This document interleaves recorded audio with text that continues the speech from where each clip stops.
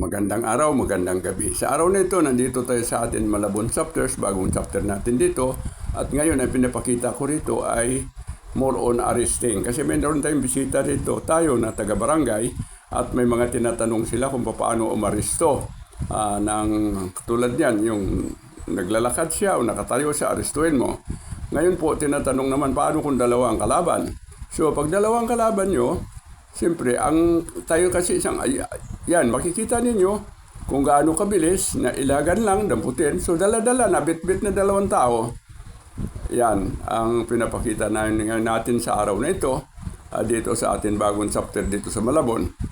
At yan po ay gusto nila i-adapt doon sa kanilang barangay, mga barangay tanod, para matuto naman ang mga barangay natin paano umaresto. O, ayan, tulad yan. Galing ka sa likod, inaresto mo, bitbitin mo siya. Yan. Gayon na, yan pinapakita natin sa kanila kung paano.